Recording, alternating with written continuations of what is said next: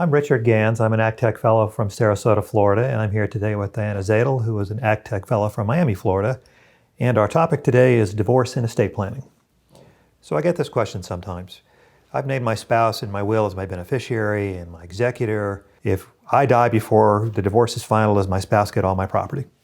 And the answer to that generally would be no. That under most state statutes, the spouse will be treated as having predeceased for purposes of your estate plan, and so the spouse would not receive your assets or be appointed as your executor.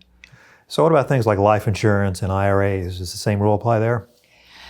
Maybe not. Under the laws of some state, yes, but under many states, no. So those are assets where, because you have a beneficiary designation, you would need to change your beneficiary designation.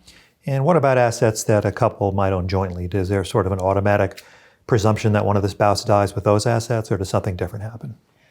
There probably isn't. There's only one kind of tenancy, which is a tenancy by the entireties, only permitted between husband and wife. And so if the parties cease to be married, that would dissolve the tenancy by the entirety and it would become owned 50-50. However, if it's joint with right of survivorship, or you sometimes see on an account JRWS, in that case, the joint tenancy continues. And so you would need to dissolve that in order to avoid the surviving spouse receiving the whole account.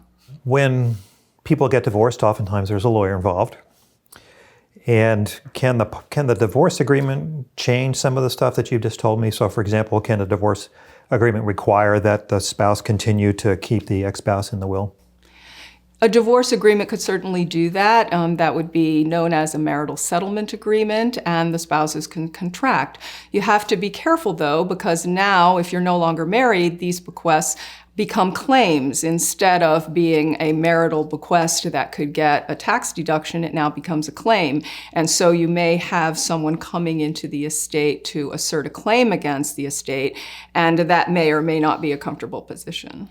So along those same lines, people don't always do what they say they're going to do. And suppose that the divorce agreement or the divorce arrangement says husband or wife must have a will that says certain such and such things. And it turns out that when the person dies, the will doesn't say that. What happens then? So now you have an agreement between the spouses that's an enforceable contract. So the surviving non-spouse, the surviving former spouse, can come in and assert a claim against the estate to receive what was agreed under the marital agreement. Suppose that I would like to disinherit my spouse during the pendency of the divorce. Can I do that? Probably not entirely. The laws of most states would require a spouse to receive a certain share of the estate, and that share cannot be avoided unless the parties have divorced. However, you could modify your estate plan to create a bequest for the spouse that is limited to what state law would otherwise require. So oftentimes things, when there's a divorce, assets get divided. And one spouse will get some and another spouse will get another. Is there any kind of income tax issues there we need to be worried about? There could be, but if the spouses are still married, there's a part of the Internal Revenue Code that allows spouses to transfer property between themselves without that being treated as a sale. So that means there's no income tax. You just receive the property with its historical basis. And that would be the simplest way to handle the division. So there's no income tax on the division, but is there any kind of time frame that has to get done during which, or else You still have to be married to get the income tax benefits, and if you don't want these things to be treated as gifts, there is a provision that allows transfers between spouses a year before the divorce and 2 years after to not have a gift tax result. Gotcha. So it sounds like there's a lot of moving parts in this area. Would it be a good idea for the client's estate planning lawyer and the client's marital lawyer to compare notes and get on the same page here?